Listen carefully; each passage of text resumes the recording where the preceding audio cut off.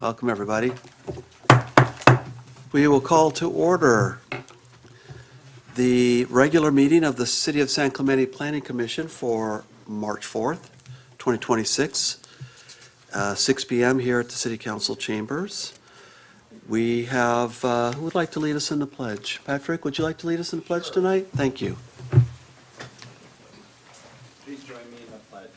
I Pledge allegiance to the flag of the United States of America, and to the republic for which it stands, one nation, under God, indivisible, with liberty and justice for all. Thank you. We have all commissioners present tonight. There is no special presentations. So we're just, before we get to our public hearings, we've got minutes to approve from our February 18th, 2026 meeting. Any revisions or motions for those meetings, minutes?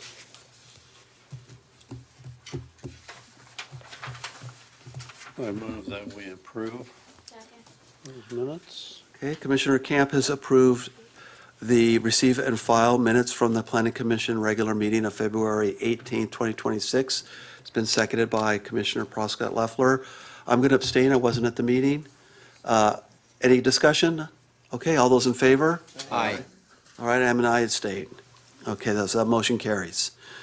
Item 6 is oral written communications. Is there anyone that would like to speak to the Planning Commission on a non-agenda item? I have no speaker cards, and I don't see anyone stepping forward. Yeah. Do you want to speak? Sir, if I could have the floor for just a second. You may. We're I'd going love to it. give the floor to our Director of Community Development, Mr. Adam Atamian. Please, you're welcome. Thank you, Chair Cosgrove. Apologies for being a couple minutes late. I wanted to take a moment to just inform the Commission as well as the public that Zach Ream is appointed as our acting city planner. He will be assisting the Planning Commission during that appointment. Zach has been with the Planning Division for about a year and a half and has done an exemplary job. It was a no-brainer to put him into that position, and I know he will assist you wonderfully. And I want to just express my thanks and gratitude to all of you for serving as commissioners on this Planning Commission, and do look forward to engaging with all of you on some of our exciting projects coming up over the next few months. So thank you very much. Well, thank you very much for the information, and Congratulations, congratulations, Zach. We think. Oh, he's going to be awesome. You will be great. Okay, so that concludes our oral written communications, and we have no consent calendar. So that just gets us right to the main agenda item, which is our public hearings. We've got 3. And the first one is item 8A. It's a public hearing for project 25-455 for development permit 25456 at 143 North La Esperanza on lot number 2. We do have one commissioner that is got a conflict with that because of your proximity to that Yeah, I location. Is live that too correct? close, so I'll be recusing myself and stepping outside. Okay, great. So Commissioner McCann is going to step down for this item. We'll give him a minute to do that. So that leaves the remaining 6 of us present for this item.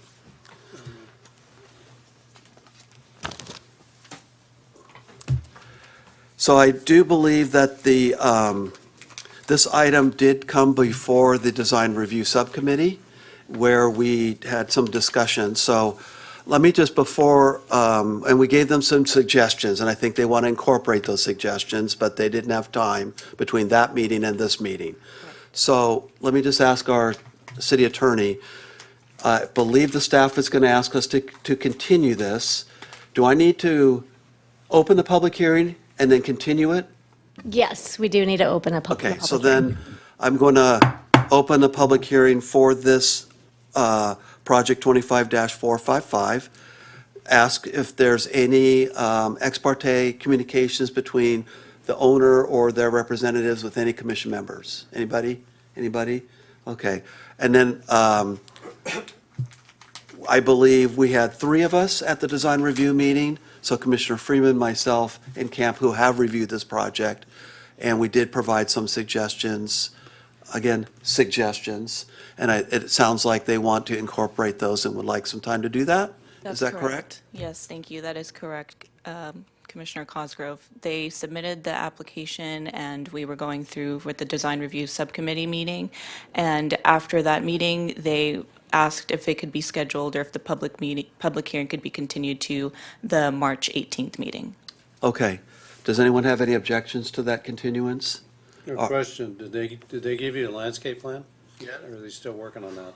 They gave me a landscape plan that looked a lot like the landscape plan for the front yard for that. So they want a little bit more time to work on Okay, thank you. that. Okay, I'm going to move that we continue this to, it's our next meeting, March 18th? That's right. Okay. So can I get a second for that? Second. Okay. I've made the motion. It's been seconded by Patrick. Do we have any discussion? All right, all those in favor of continuance? Aye. Opposed? Motion is, passes, it's continued. Keep the public hearing open. And Brett, do you mind just popping back and telling Scott he can, oh, there he is. Come on back, Scott, we're all done. He wasn't listening, but Okay. What a coincidence.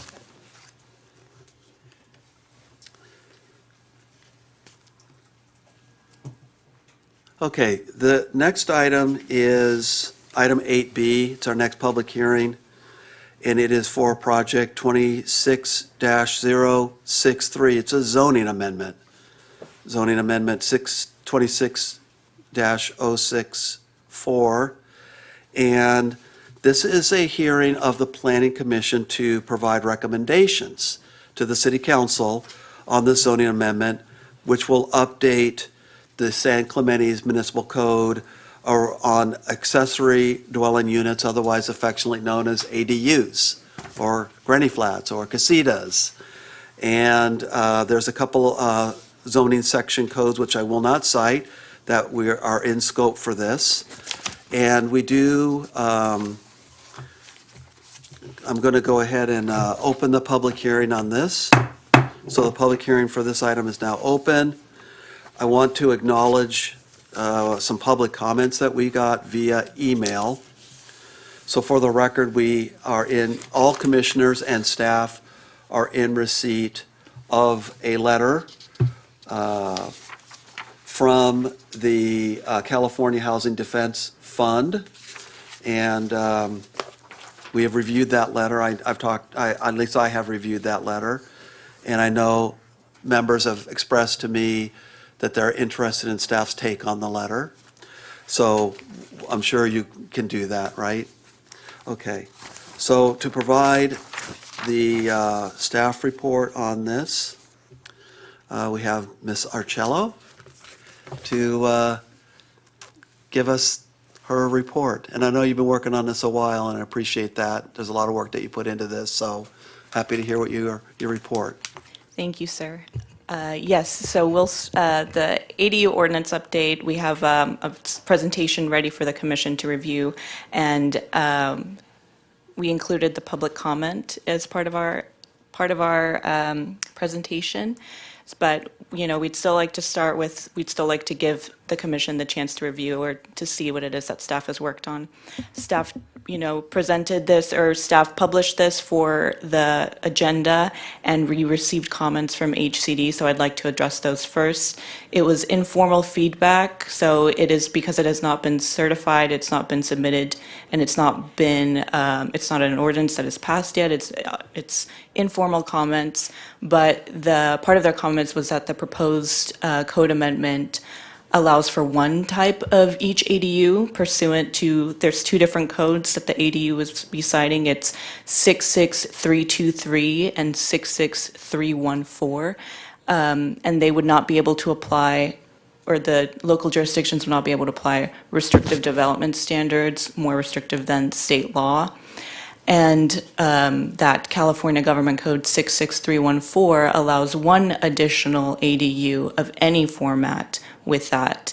And the differentiation between new construction attached ADU from converted ADUs.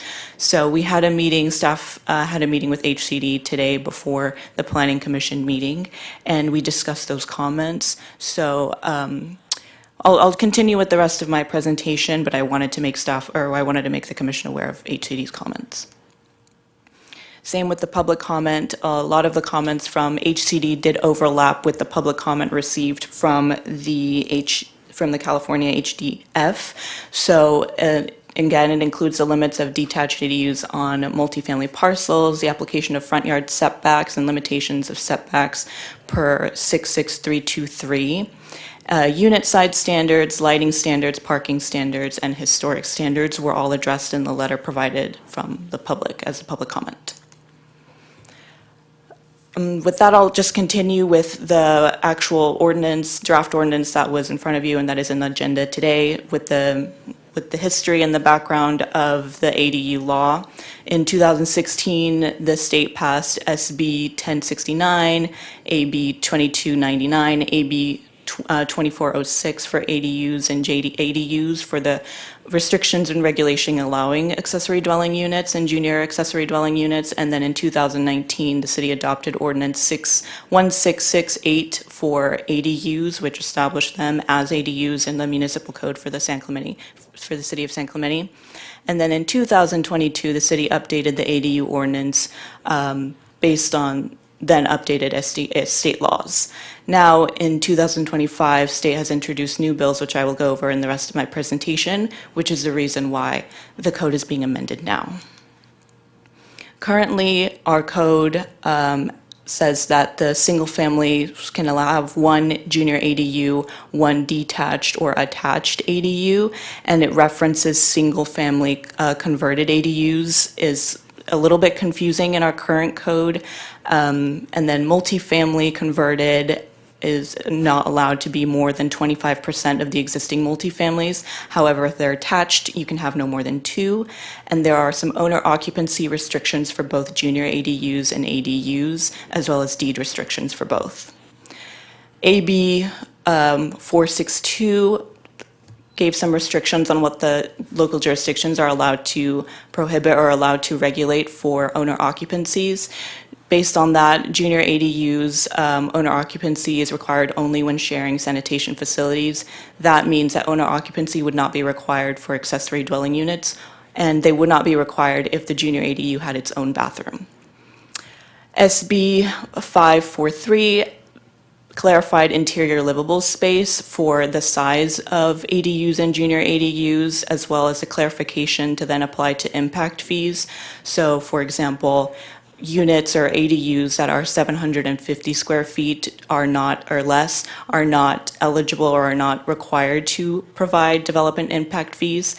SB 543 would then clarify that out of those 750 square feet, they would have to be interior livable space. And then it also amended the quantity of ADUs allowed on a single family home, as well as a multifamily home. In our amendment, part of the other changes that were included in this were the architectural review limited to objective standards. So you'll see that it was limited to what it is that would be objective design standards, so no longer something that would be something like color or anything not objective. And as well as the pathway to compliance for units created prior to 2020. Our current code says that it would be prior to 2018. So this would amend that. And then the replacement for parking to only be allowed in the required coastal zone.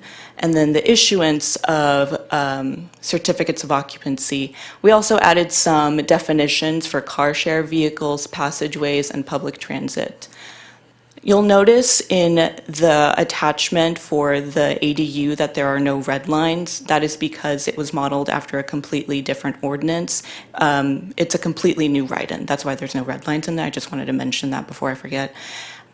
We also reviewed the consistency with the general plan. We looked at the housing element and the housing action plan specifically Program 8 and Program 14. Program 8 highlighted the necessity for updating the ADU ordinances to restrict any constraints on housing development.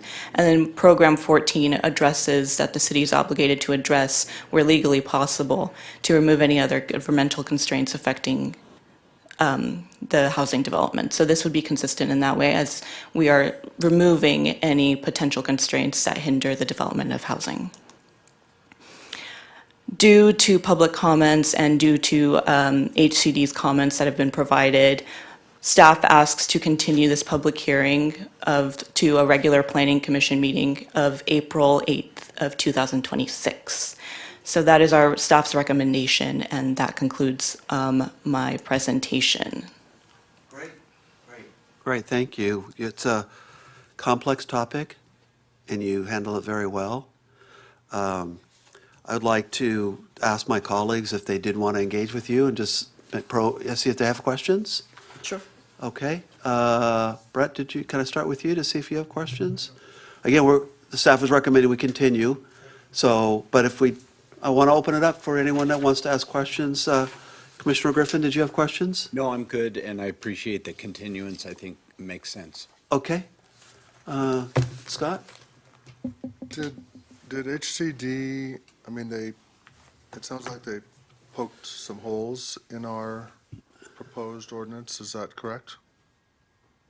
Or they were looking for some clarifications or modifications or whatever? They were looking for clarifications and modifications. Did they, recommend those or just say, this is not good? Or did they say, here's the suggested revision that would make us happy?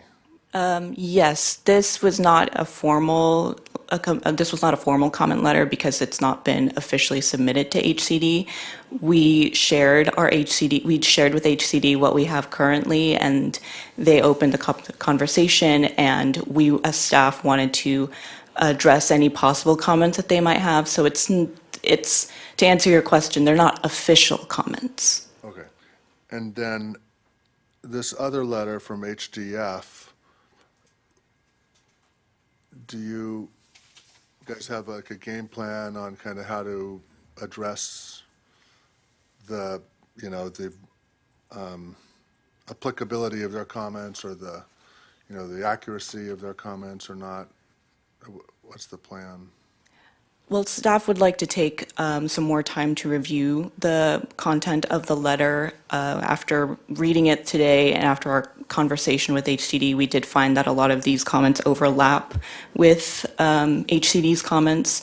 As far as any potential way to address this, I would say that staff needs a little bit more time to come up with a better answer. Okay, that's fine. Thank you. If I can just note, the thing that overlaps pretty heavily in the discussion we had with HCD and in the written comments and with this group is that there's two sections of the California Government Code that are referenced in this letter and that have been amended at different times by the state legislature. There's Government Code 66314, which is most ADUs that we're more familiar with, that the city is generally pretty assertive about permitting ADUs and applying reasonable standards that are easily objective and can be applied fairly. But then there's this other section of California Government Code 66323, and that's what this housing defense group is taking a pretty broad view of and saying that we should lose most of our ability to regulate ADUs under that government code section.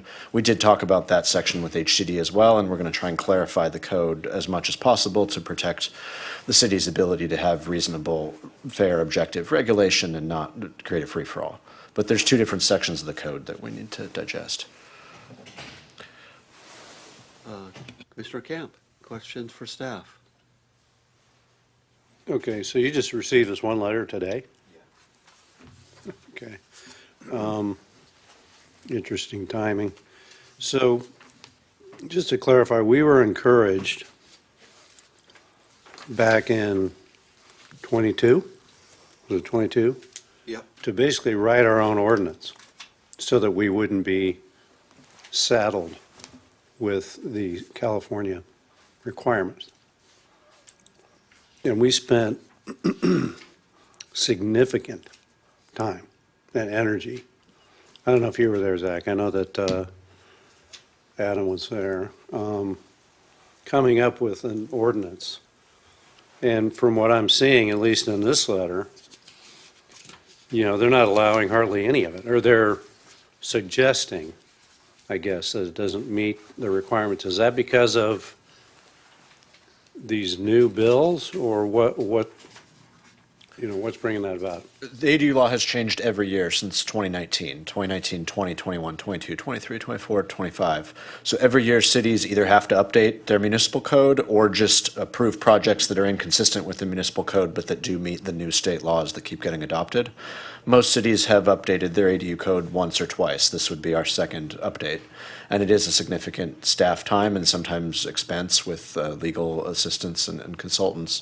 So we don't have to update the ADU code. We can have an old code, but then our code is basically invalid because we have to apply state law, which it can be interpreted more liberally. It's better to have a code that is defensible under state law, but that has some basic regulations in it. Okay, so when we worked on that ordinance, we used the criteria of objectivity. We didn't introduce requirements that could be perceived as subjective. Well, we're very careful about that. And it seems that that's kind of the, overriding concern here. Maybe I'm missing something. But the one thing I don't see are new components that limit, let's say, developer involvement, and maybe I'm just missing them, but so that, you have to be the primary resident on the property before you can add the ADU. Otherwise, because I think the reason for this, I can only guess, is to try to provide more affordable housing in the state of California. So it encourages, developers to buy land and intensify the development for resale, which doesn't help affordable housing. So are they recommending any components like that? Just to be clear, this letter is from a nonprofit group, an advocate group. It looks like an official government letter. The conversation we had was with the California Department of Housing and Community Development. They were a little bit more understanding and reasonable in the conversation we had than some of the requests that we're reading in this letter. I think Araceli could respond to the one change that we are recommending in response to state law about ownership and residency. The state used to require that, to say that the homeowner had to live in either the primary unit or the guest unit. Can you explain, Araceli, the change that we're making in response? The change is essentially that owner occupancy is not required anymore for ADUs. So to answer your question, if they could buy the property and then build an ADU, based on the update, yes, they would, because owner occupancy is now only required for junior accessory dwelling units that share bathrooms with the primary dwelling unit.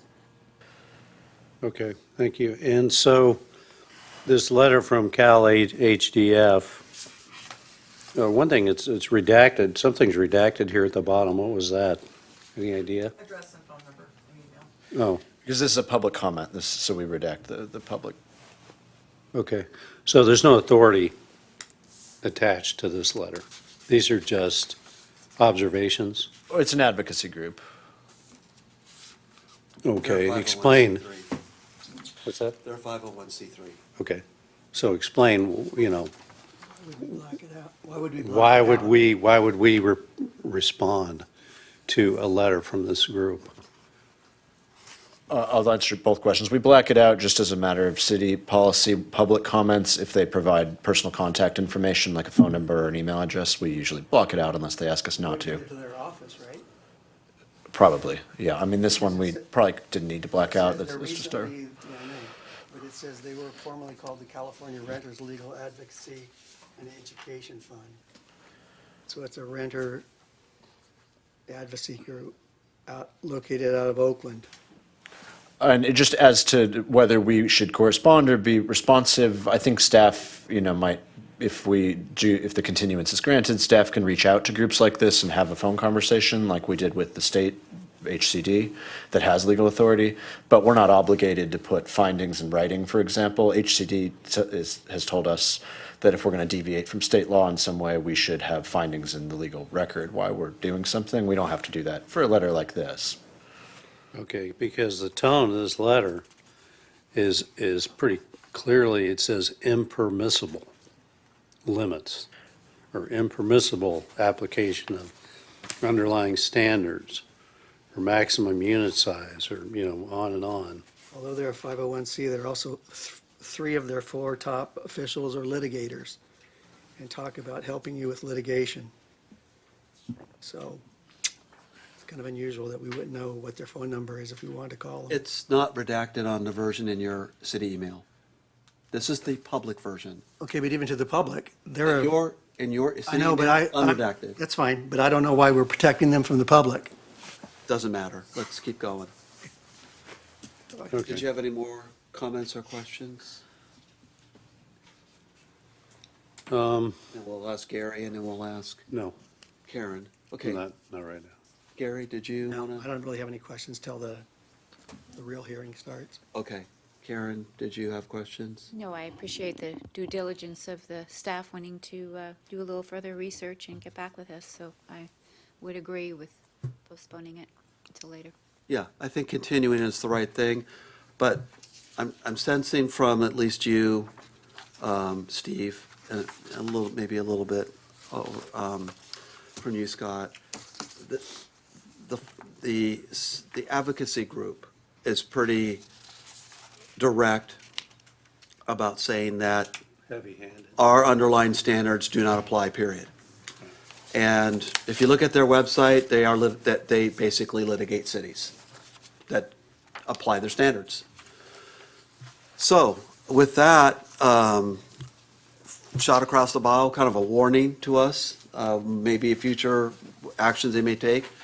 I think it is important to take the time to look at whether or not we can do, well, to your point earlier, Steve, you had said we spent quite a bit of time, I think this is why you were chair, we did these objective design standards.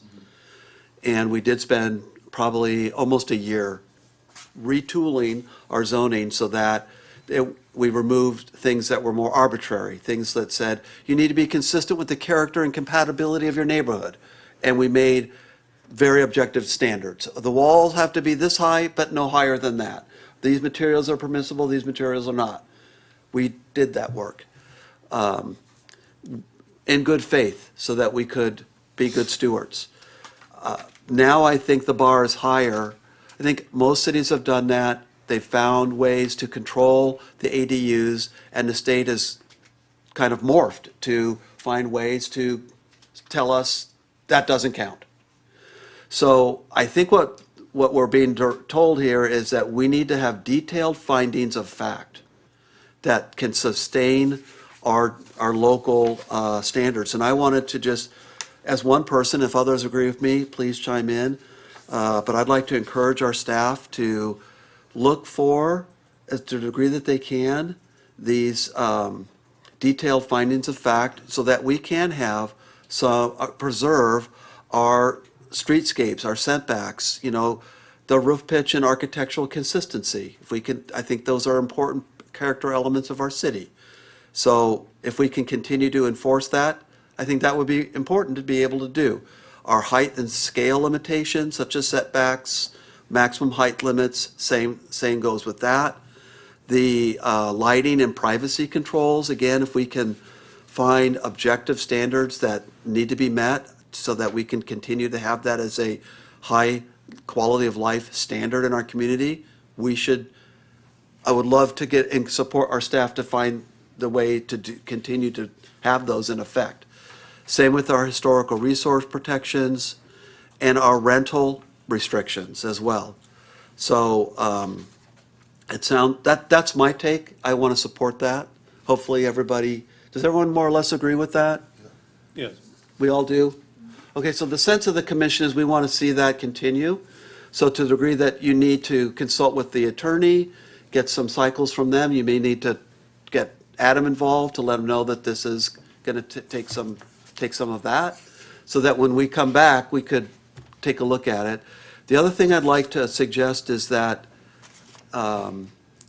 we could look at anything else that's public safety related, if you feel that there is merit. If you look at what other cities are doing and you're seeing that that's not prevailing, then let's not go down that route. But if we can look at areas that of public safety, whether it be very high fire zones, that perhaps there's issues with that, or maybe there's issues with sanitation, lack of water, lack of sewer infrastructure connections, anything of that nature that you think might be relevant to public safety, we should consider.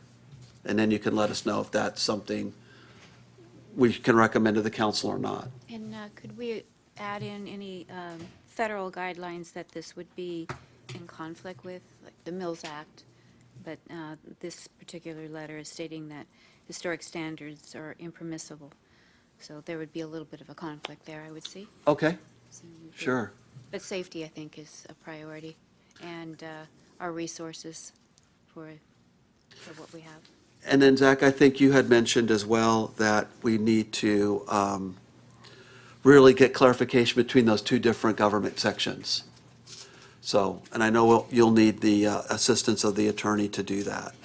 So with that, I will move, yeah, Question. yes. So you said you're gonna bring it back in April, what was it, 18th? Is that enough time? So what is it? Yeah, two things. What is it that you plan to bring to us? And is there a deadline with the state where we have to modify our ordinance? So first question, you all can decide what date you want it brought back. If you want it in 2 weeks, we'll rush it. If you want it in 4 weeks, we think we can give you something substantial. If you want us to look into things in a lot more detail, I think we can accomplish what Chair Cosgrove just said by April 8th. If you want more substantial items, we can bring it back later. So you pick the date. We're just asking for a date so we don't have to provide public notice again, because we had to notice in the OC Register, not the local paper, and that takes longer and costs more. The state, it is, as we spoke with them today, is fairly reasonable in allowing us some time to come up with a compliant ordinance. I'm wondering if we want to it's just give them a open-ended? little extra week. Yeah. Yeah, I think we give them Agree. one more cycle. I think so too. That's not enough time. Yeah. What if, how about if we did May? Was that okay with you? May 6th. The first meeting in May? Zach? I'd probably meet in the middle and ask for the second meeting of April. It's still a month and a half. It's up, you guys are doing the work. Let me ask Jenna, what are your thoughts on your availability and ability to turn around a work product for staff on the items we've discussed tonight? I'm inclined to agree with Zach, and mid-April would probably, that sits better with me than May. Great, okay. So so that's the 22nd of April? Yes. Yes. Okay, And it's clear what we're looking for, right? Yeah, I appreciate the guidance from Chair Cosgrove and Commissioner Prescott Leffler. It sounds like we have some things to look into. and we're all unified on that. I think I was trying to speak for everybody. Yeah. Yeah, I think what we're trying to do is preserve as much control as we can, which is being stripped away Yeah, for the most part. yeah. So that's pretty general, but I think that's also pretty clear. But I think you did a great job in the zoning. I prepped for this meeting without this letter because we got it today, so I was working on it last week and over the weekend, studying the full new zoning. And I thought you did a fantastic job. Thank you. All the things that you have in there, There's a lot. there's a lot. There's a lot of work that went into this that is respectful of the work that we've done in the past and respectful of retaining our Spanish Village by the Sea character. Like, that is what we want to do, and we need the levers to do it. And I think that this was very well done to do that within the framework of all the state law, that gives the ability to just do what people kind of want. We put this into the context of our zoning. And so I was prepared to, recommend this.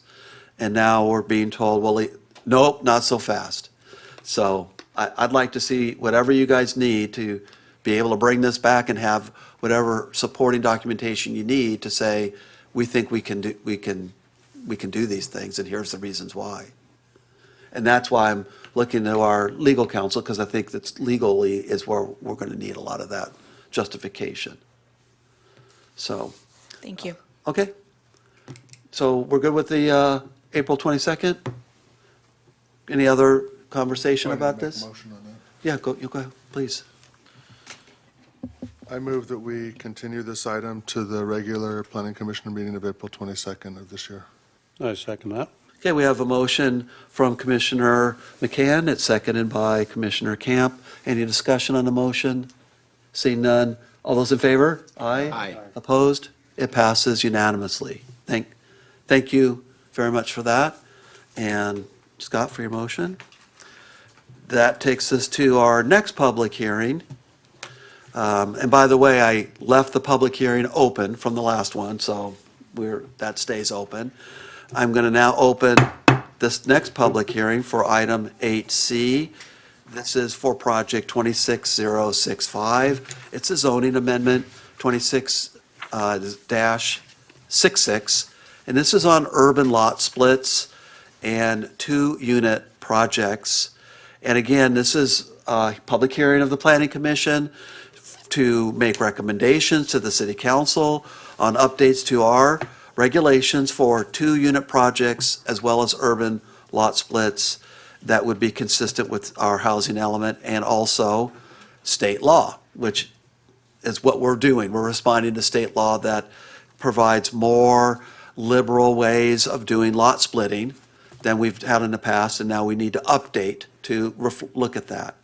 So that's this item, and we have the same city planner is going to, Ms. Arcelli is going to continue to provide the staff report for this item as well. So I'm going to jump in just for 10 seconds real quick to acknowledge to the public and the commission that the attachment for this item was posted incorrectly when we published the staff report. It was updated and fixed by Monday, which is more than 72 hours before the hearing in accordance with city policy. Also, it was correct on the agenda that went out well in advance in the newspaper, but we had got the wrong link on the staff report for a little bit. thanks for clarifying that we're all still in the right process. Thank you, Zach. Thank you, Chair. So we'll start with a little bit of just a clarification on what is being amended. There are 2 sections of the municipal code, or 2 titles. One of them is under the subdivision, Title 16, and the other one is under the zoning title, Title 17.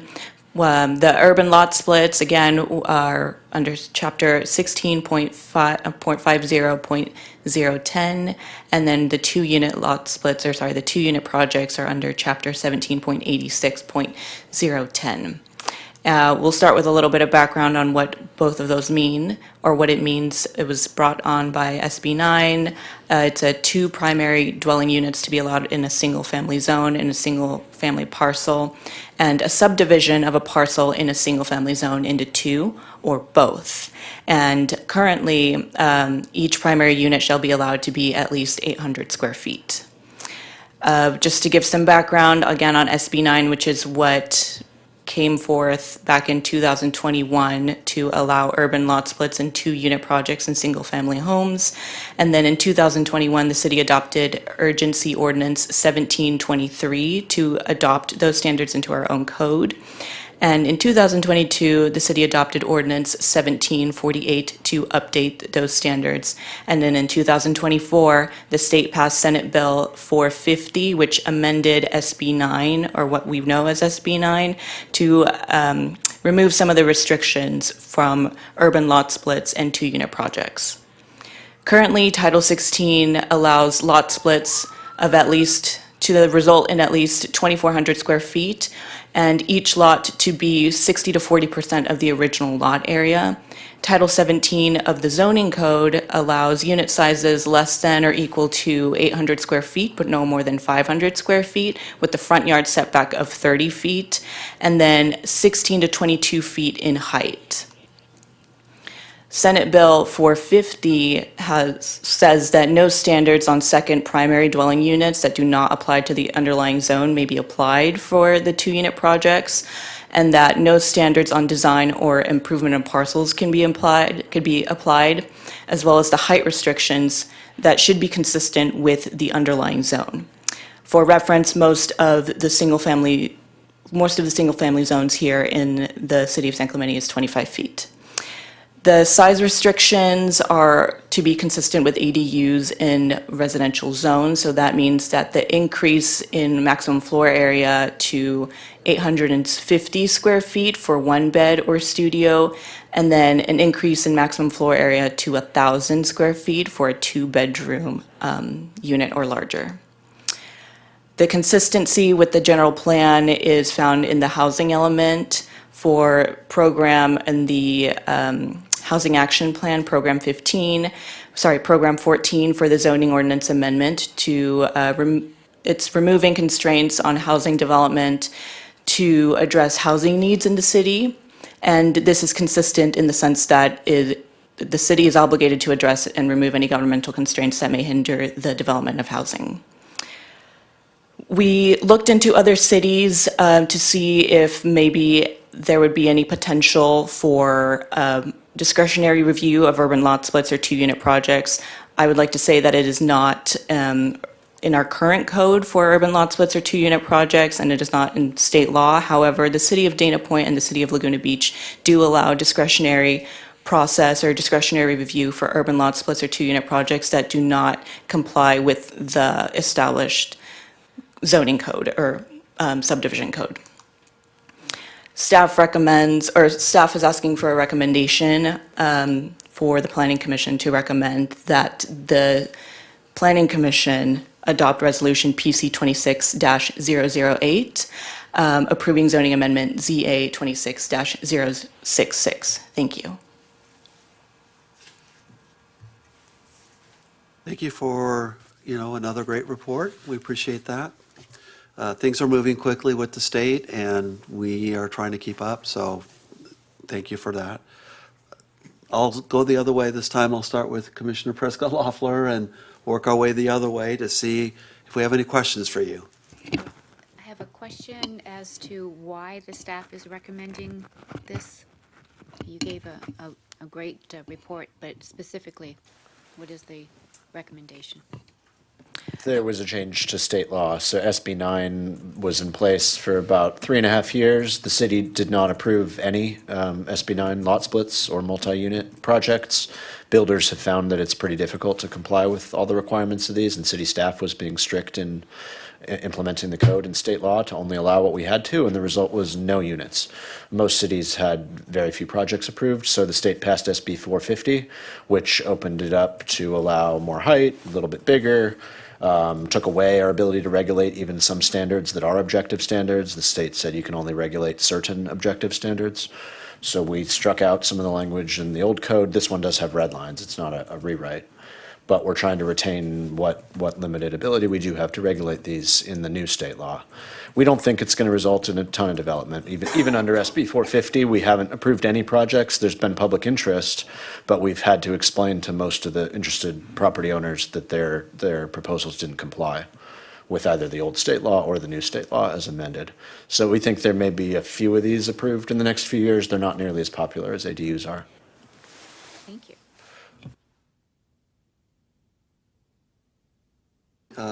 Commissioner McCacken, did you have questions for staff? I don't like the whole idea of ADU and that there's no parking changes, but I don't think it's going to make any difference because the state is pushing us into. This is lot splits.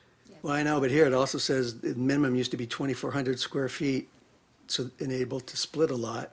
Now it just has language really with nothing except the resulting lots can't be less than 1,200 square feet. And they must be at least 40% of the original lot area. That's part of this recommendation from staff. Is that correct? Yes, so the new code it used to be 60, now it's just 40. 60 to 40, now it's just 40%. So again, that's a standard that we have, so that's good. It's not just open-ended.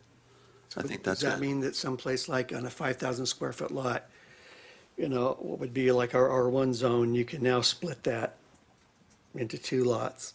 Like every lot in Talega, you could split into 2. It would have to be, yes, zone single family, and assuming it meets all the other requirements, then yes.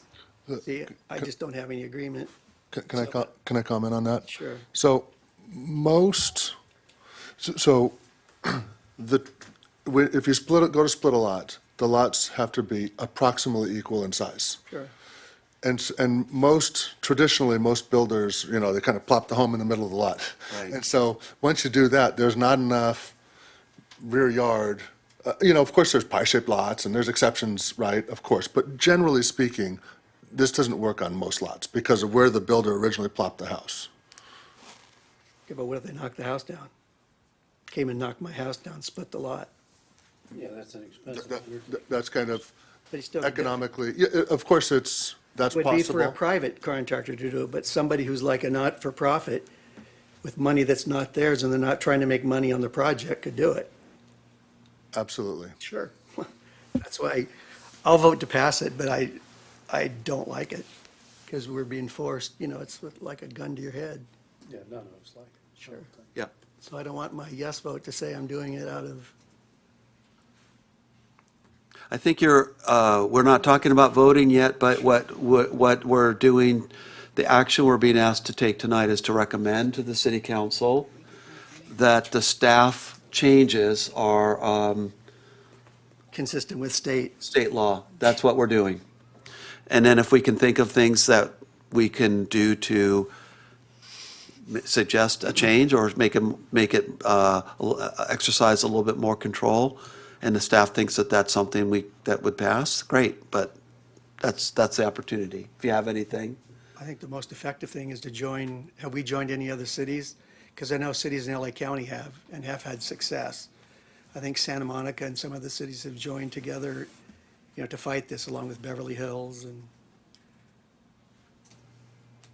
I know we wrote a comment letter when SB 9, before that was passed, in 2021 or 2022, through the Orange County Council of Governments, where we only advised that way we didn't want to see all our lots torn in That's the half. only way it's going to change.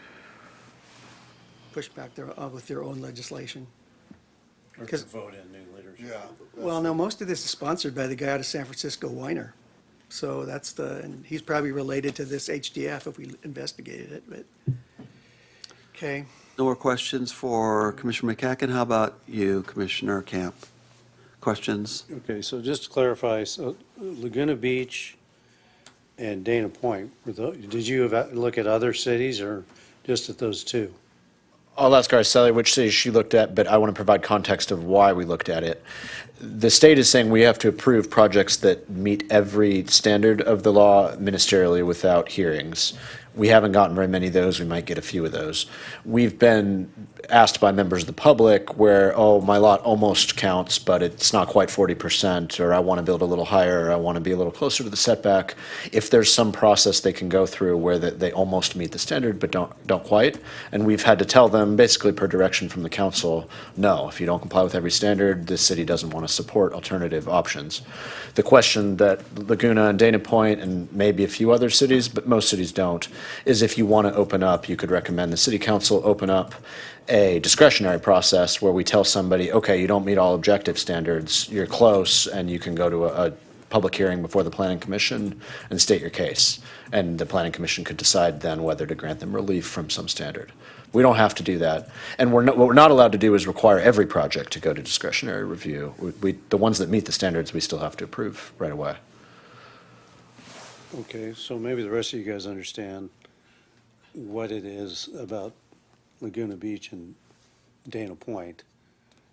What are you saying? They have a program where you can have a discretionary review? Other cities I looked at were the city of San Juan Capistrano, city of Carlsbad, and the city of Laguna Beach and the city of Dana Point had written in their ordinance for both the 2-unit projects and the urban lot splits at the very end that if projects did not meet the requirements for the SB 9 or for the 2-unit projects or for urban lot splits, they could then apply with a discretionary permit. Okay, I see.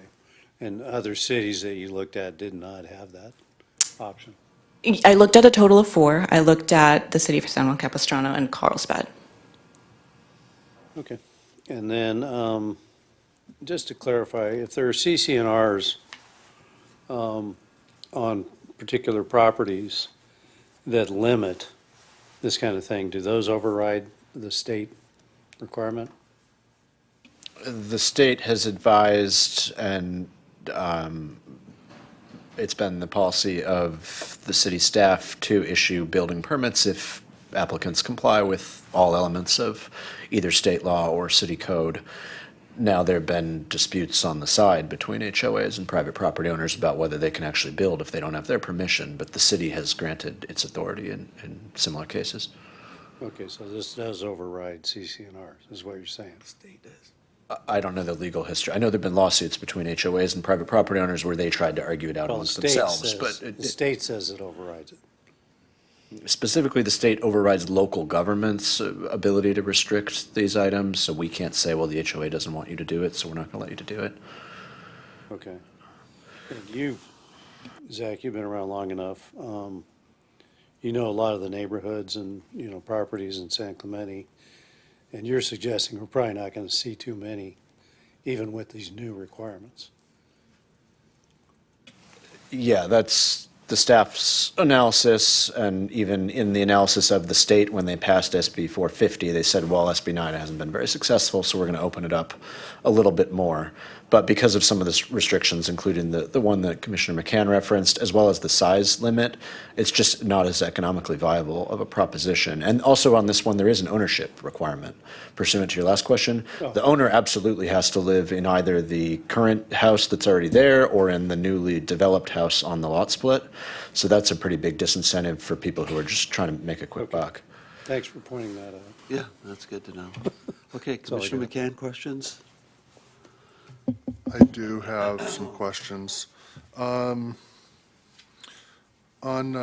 just going to go through, on the urban lot splits, under D2, it said, the last sentence says, a tentative parcel map expires 12 months from the city's approval of the map.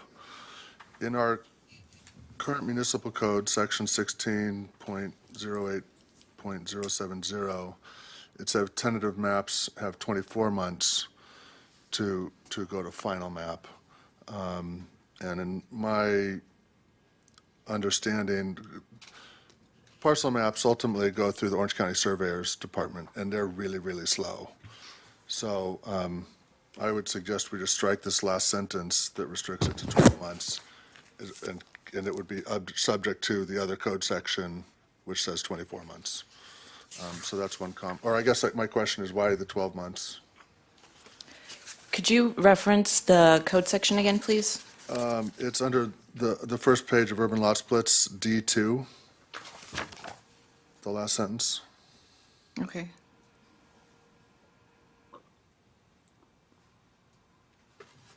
Is that because is this the state mandated shot clock?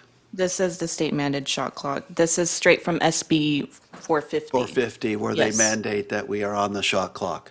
Well, the shot clock has to do with how quickly we have to respond to them. Okay. This gives the applicant only 12 months to get a final map recorded, whereas that could be really difficult through Orange County Surveyor's Office. Where do you see the 12 months? Your Where's that? D2, yeah, that just hasn't changed, but you're requesting that it be changed to 24 months? I'm suggesting that it comply with where we are with other parcel maps in the code, which says 24 months. So what Araceli just said is true. This commission has discretion to recommend such a change to the city council. It's been 12 months for the past few years, and like I said, no one's built any. If you want to give someone a fair shot to build one in the next few years, it might be a good idea to allow them to have 24 months, again, after it's approved. That's just them working with Orange County, as well as our building department and our engineering on their review of the final map. I don't think that would hurt anyone if you want to make that change. Or we could put an option to ask for an extension. Yeah, okay, there's that. In the code section that talks about tentative parcel maps as they are now, not SB 9 parcel maps, it says 24 months, and then you can ask for a 1-year extension. So Oh, okay, so it's already basically, it's covered in the code, but it starts with 24 months, not 12 months. but it's 12 months, but you can ask for a 12-month extension. I guess that would Basically, it probably be makes it 20. true if you could then say, hey, my 12 months is up, but I'm pointing at this other code section asking for a 12-month extension. Does that sound right, Jenna? That's a good point. I'm sorry, I was looking up something. Can you repeat your These are question? ministerial approvals, right? They're not going through council or there's no public hearing. These are just administrative. No, I understand, but there's a final map that actually subdivides land is a very technical process, and it gets a technical review through Orange County Surveyor's Office. So I'm just pointing out, my opinion is, well, I'm asking the question, which will morph into my opinion, which is that we should give them 24 months. Moving on. We can kick Or it at around least in the discussion. opportunity of 24 months. Yeah, yeah. Let's see.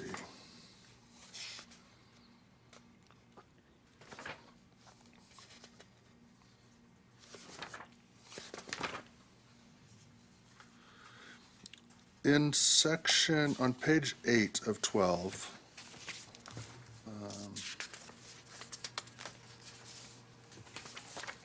which is, well, page 8 of 12, under landscaping, there's an added section about, kind of detailed about 50% of front yard setback shall have a surface that remains permeable. This was added. Did this come from the state's code or? This was added, this wasn't originally in this part of the code, but it was added from the general landscaping that's already part of our municipal code. Okay, great, We already had that. great.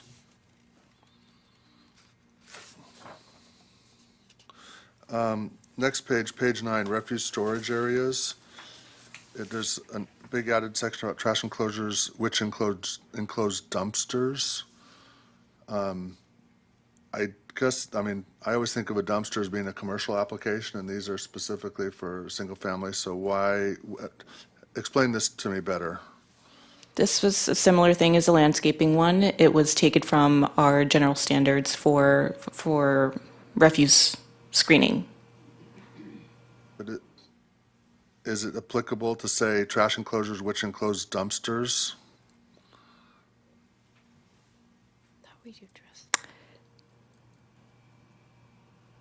You're saying that it's more applicable the word dumpsters for commercial sites? Well, I mean, I've never once seen a dumpster in front of a single-family home. So, but I have seen a lot of them in, I mean, not regularly. They're temporary usually. well, temporary, yeah, sure. Is it, let's back up for a minute. Is this only applicable to single-family lots only, or can it be applied to multifamily? The urban lot splits are only allowed for single-family homes. Okay, okay. So your point is that it's really trash enclosures for the trash bins, is what we're talking about here. I got confused when it talked about dumpsters in a Right. single-family Right. zone, so. Good point. I could reread it, but I'll reread it in light of maybe trash cans instead of dumpsters when other people are doing their thing. Can you stay on that page for a moment? Sure.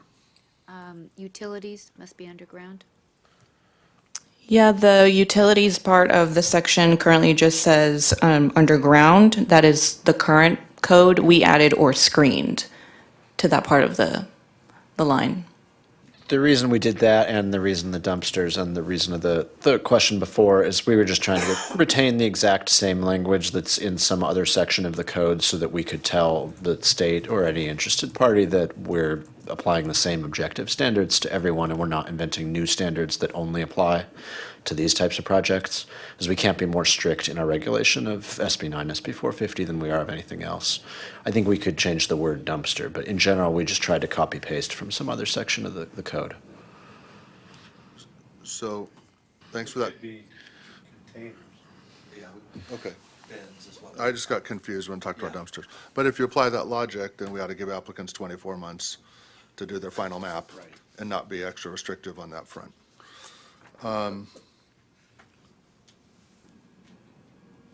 And then, and I've brought this up before, but under, next page, page 10, fire mitigation standards. do you guys know, what's the genesis of where these came from? Because, like, it talks about having to have a 5,000 gallon reservoir. If someone wants to build a single-family home in a high fire area, do they have to do that? Is that If, consistent? yeah, if it's in the high fire severity zone, it would have to comply with the mitigation measures. It's not redlined, so that means this is existing. This is existing from the last code. I don't know what the origin of this was, though. These came from the fire authority, I'm pretty sure. Did they? Okay. Okay, I mean, it just, I don't think, my opinion, which I can bring up in discussion, but we should just leave all the fire stuff to OCFA, but, okay, can you explain to me, under 13A3, what does that mean? A fee interest in a lot and all dwellings on a lot must be held equally and undivided by all individual property owners.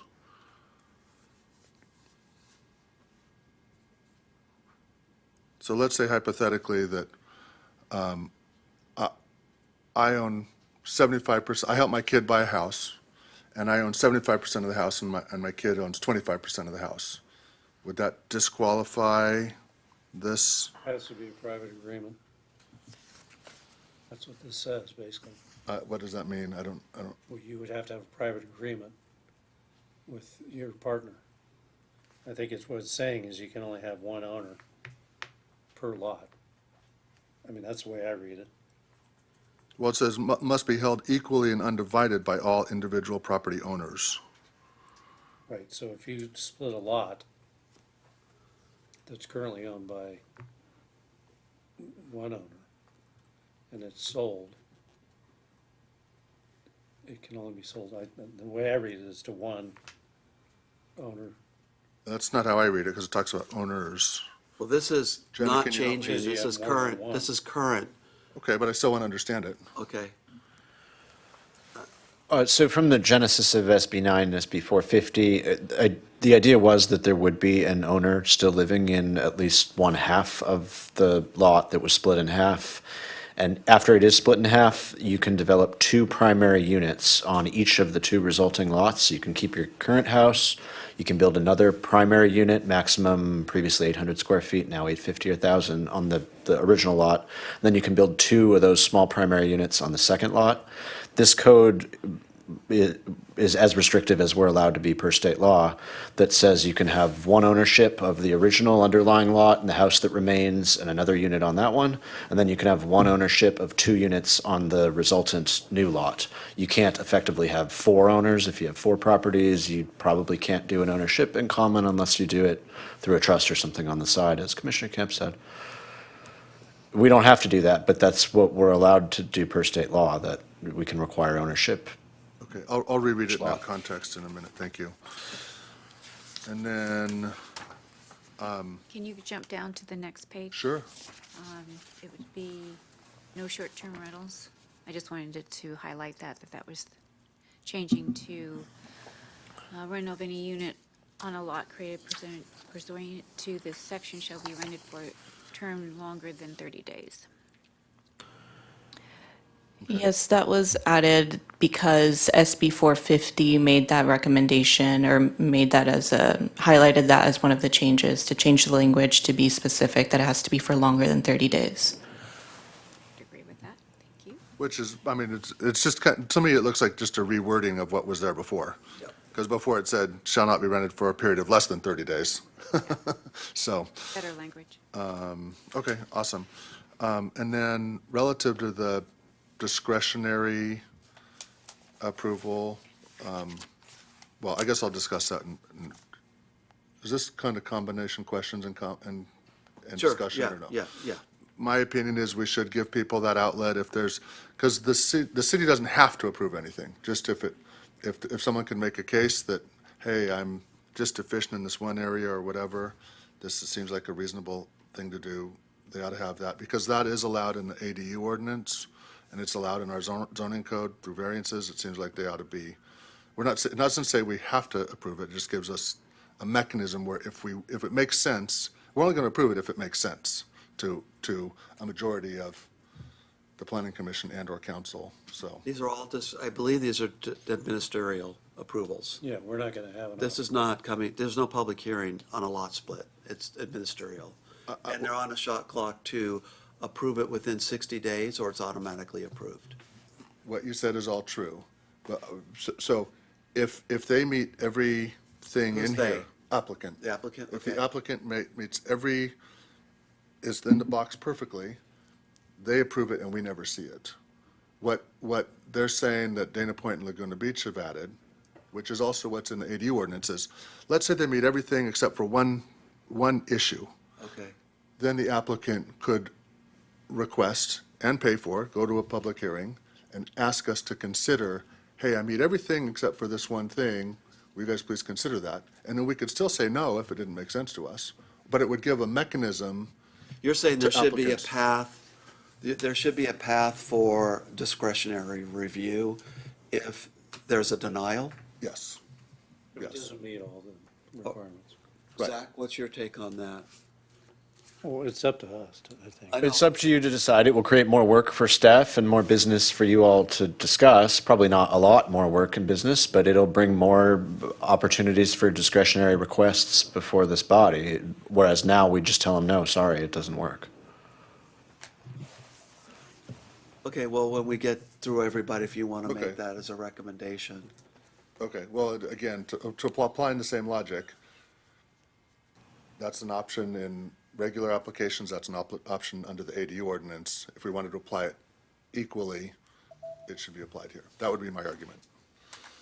That's it for my Okay. questions and comments. Okay, thank you. Commissioner Griffin, questions, comments? Comments. I would like to be able to discourage this type of application. I know I'm not supposed to say that, but that's how I feel. But at first, when Commissioner McCann was talking about giving them 24 months, I was thinking, why would we do that?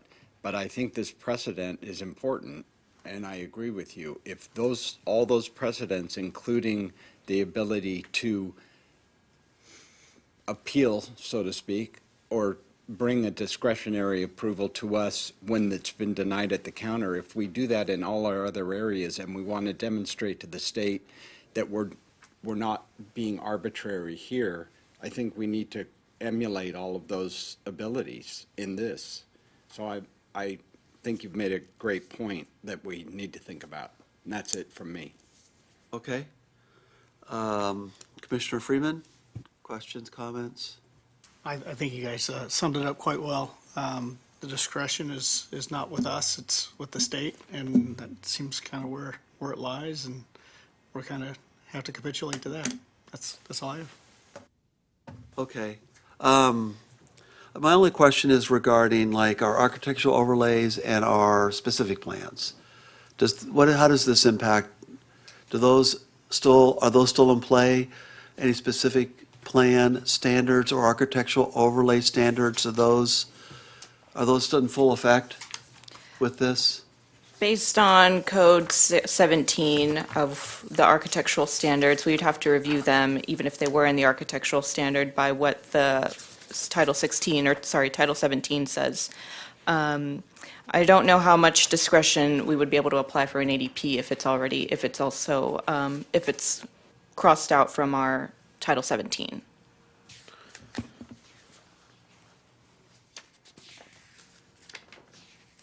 I'm not sure I understood the answer to that. There was the section with the landscaping on Title 17 with the, that applied other standards, which staff has removed quite a few of those. The only one left on there is for the lighting to be energy efficient and shielded. All the other ones were omitted or were removed. Okay, and that would include our specific plans as well as our architectural overlays. Because they're stripped out as well? It's on page 6, Page 6. the unit design standards.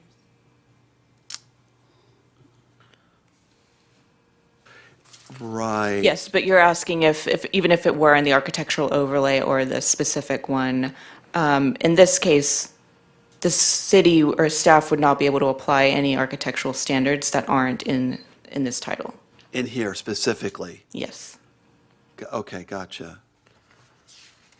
Okay, so just to clarify then, if we have a project that falls in an architectural overlay and the evaluation of that application includes aesthetic considerations, we're not allowed to apply those? Is that what you're saying?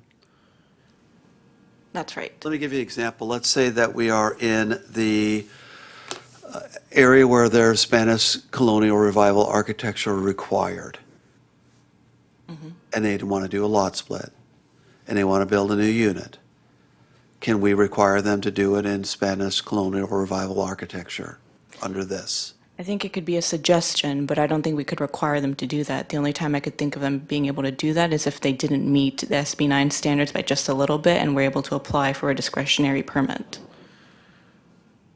It's not one of Okay. the criteria that staff can analyze in our ministerial review of an application. Essentially, we can't review design. We can advise applicants of design, and we can review for setbacks and height consistent with the underlying zone. It even says something about a specific plan development standards in here if they have something more specific than the zoning code. But it's pretty clear we can't regulate design. And this only applies to single-family units, not commercial, so perhaps that's just not as big of a reality. I mean, Be in the Pier Bowl. it might, yeah, if they're, Because if it's in a view corridor or in a, then it includes residential as well. So it could, I don't want to say open the floodgates, but it could certainly have an impact on what we're trying to do there. yeah. So Zach, there, again, if it's in an area where we require certain architecture design, we have to give that up with a lot split if that were to occur in that zone? That now, we have no control over that? It would be up to their good graces to do it, to design their lot split, new construction in that way, but we can't mandate it? That's my reading of state law and generally what would be accomplished by this ordinance, and similar to the ordinance that's already on the books, the SB 9 ordinance that the city passed in 2022. Okay, no different. It's a little different. We're crossing out some of the standards that we used to apply, so now we'd be applying less standards. than Less we used to. standards, yeah. And those standards that you're crossing off, those are the ones that 450 specifically want you to, Yes, they wanted us to be as objective as possible.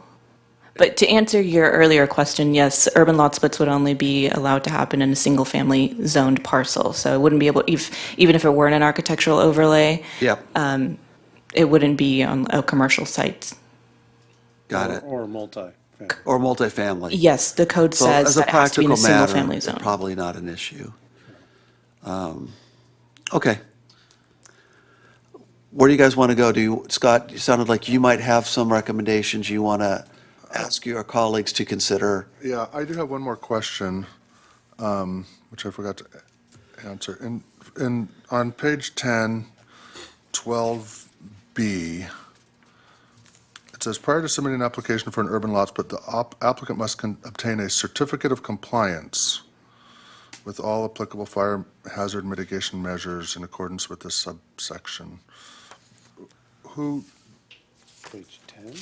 What page are you on? I'm not following. You're on page 10. Got it, page 10 of in 12. section 12, In section 12. oh, it looks like, This is different. I think you're on the two-unit, oh, wait. I think I'm on the urban lot split part. You might be on Oh, the- I might have gone to, You're in the urban lot, or the two-unit project, I got it, think. okay. Under the fire 10 hazard and 12. mitigations, Yes.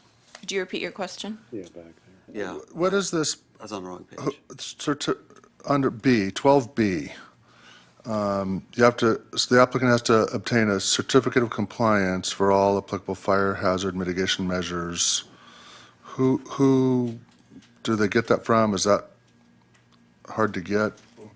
Why should they do it before submitting an application as opposed to before the application is approved or something like that?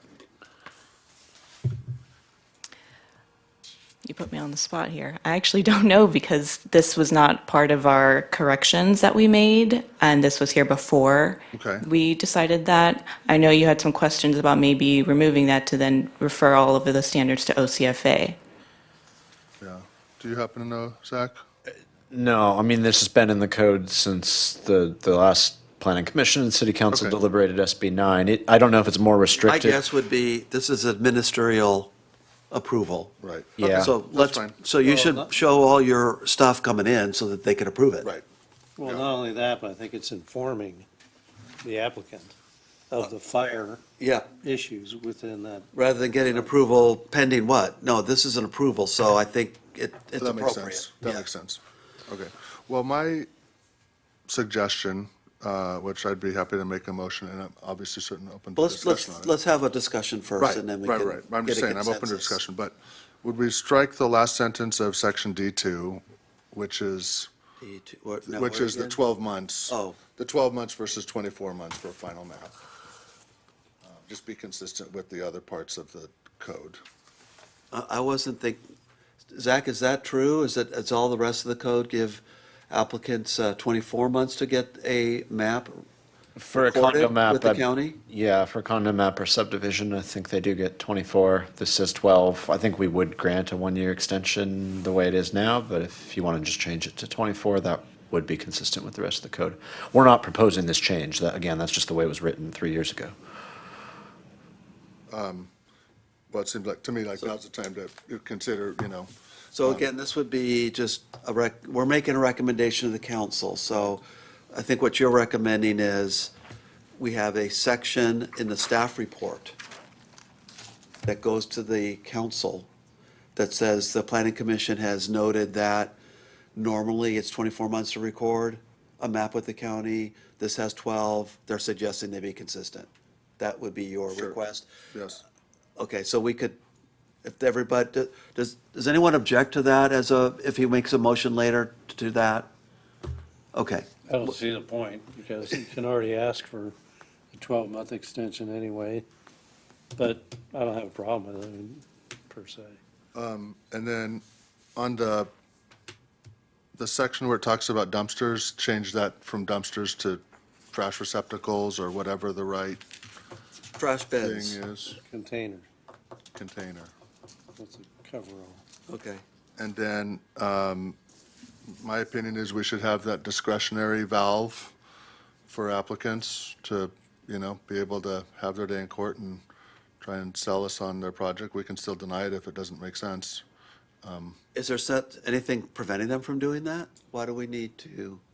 It's- Well, because it's- their position now is if it doesn't meet all the requirements, don't bother. So what Scott is saying is that we should make it clear that they have an option to apply for a discretionary review and approval if they don't meet all the requirements. And they have to pay think for it's that. reasonable. How much do they have to pay for a appeal effectively?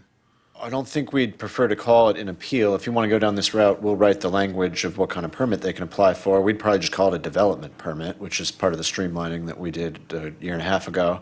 And to get a development permit before the planning commission, I think is about $5,000. So Zach, what's stopping them from doing that? If you deny a discretionary lot split application, couldn't they come in with another application that's a development permit? Well, You no- might say, we denied this as a lot split, but this is a new application and this is a new approval path, right? RSLE could speak more to this. We looked at other approval paths. Their other option would be to do a standard subdivision, but in most of those cases, we'd say, oh, no, sorry, then you're or below the minimum lot size for a subdivision. Your lot is too small to do a subdivision, and it doesn't comply with SB 9, SB 450 for some other reason. There has not been a discretionary path for those ones that aren't big enough for a regular subdivision, but that don't meet a standard of an SB 9.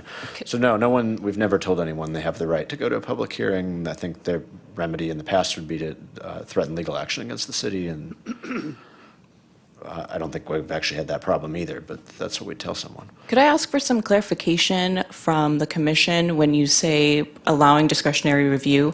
Are you asking for a discretionary review for urban lot splits or the two-unit projects? My comments would be applicable to both the urban lot split section and the two-unit project section. Well, then to answer part of that question for the urban lot splits, if somebody wanted to come in and split their lot into two, that would be a tentative parcel map, and that would be like, what, a $5,000 fee to go to the planning commission and then to go to the city council. But in order to do so, they would be then having to meet the requirements of that zone for their lot width, the lot depth, and all those other standards for the objectives of that underlying zone. So that is what is stopping them right now. If they wanted to provide any other, or if they wanted to apply for a discretionary review that wouldn't be in line with the two units, then that would be, we would deny that, because then you're asking for two single-family homes in a single-family zoned lot. Does that answer your question? Yeah, I'm not inclined to support that only because it's, the SB 450 is telling the city, we're giving the community an option around you, your discretionary approvals, to have a over-the-counter approval streamlined to intensify your neighborhood, period. We're doing that. And what you're saying, and if the staff says, oh, you don't meet these criteria to intensify, denied, you're saying, well, let's give them another chance. I'm not inclined to do that. If they don't, this is already removing every hurdle they can remove by the state mandate. And then if the staff says, yeah, but you've got these other problems, I don't think they need another bite at the apple. That's my feeling on that, to intensify the neighborhood. That right? Because this is already giving them more opportunity to intensify the neighborhood with less requirements, a lot less. And if they can't meet that threshold, then I don't see the point in giving them yet another way of doing it. That's my feeling. Okay. Well, The only, you know I You agree can tell him to with go to you Dana. 100%, but my concern is that staff said 20 minutes ago, we're trying to show the state that we're not making this action any different than other things. And I think that's why you said all other things, they're allowed a remedy.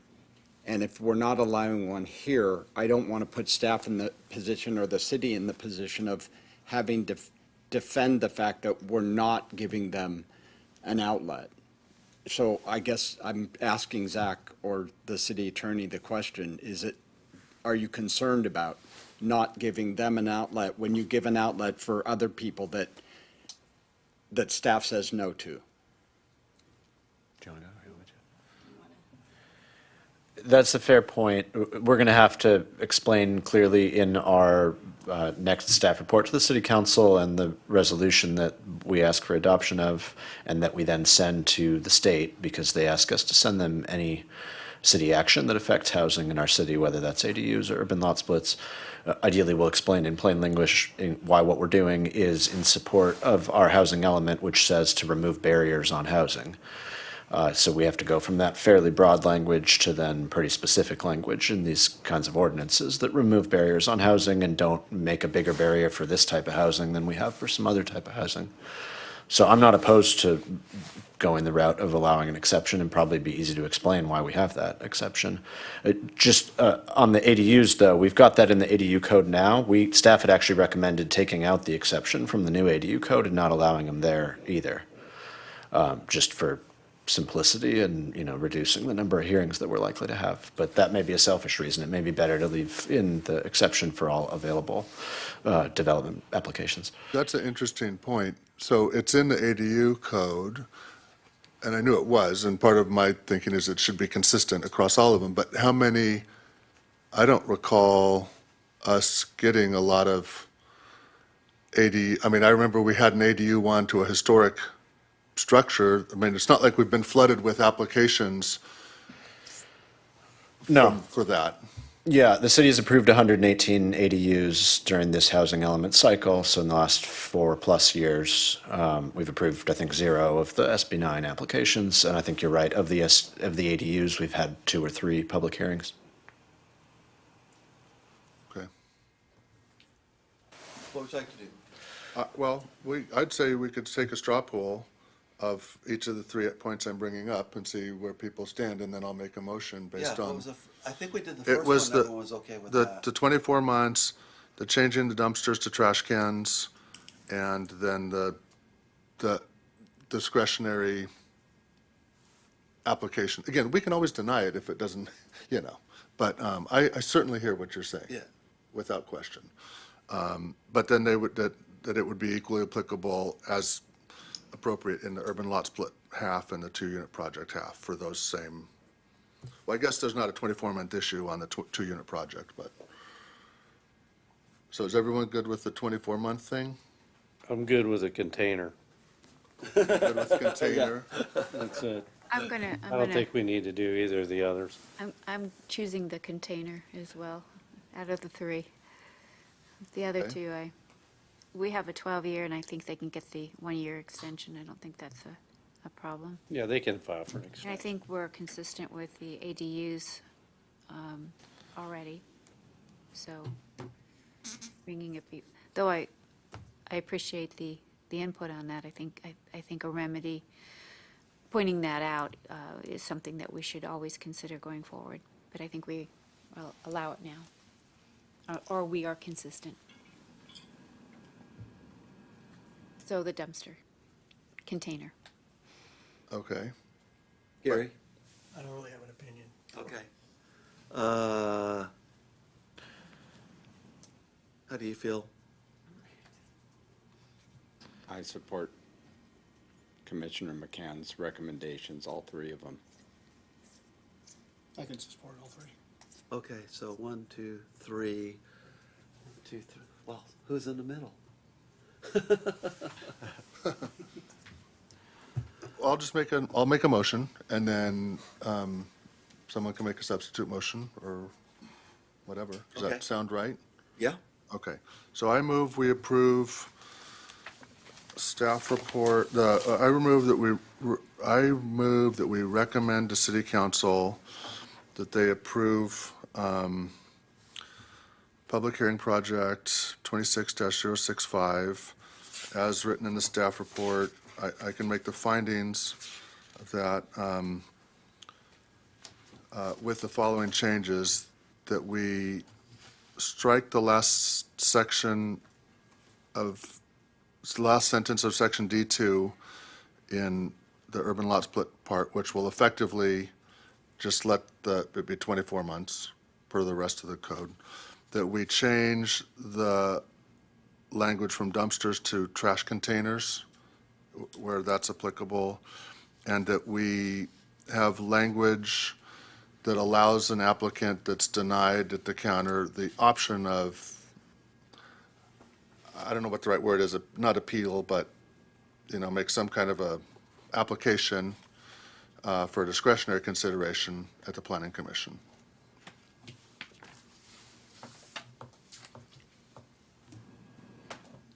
I would amend that. I'd like to amend that motion that we do keep the trash container.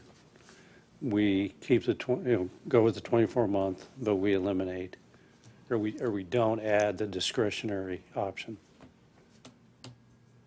Okay, so are you amenable to that amendment?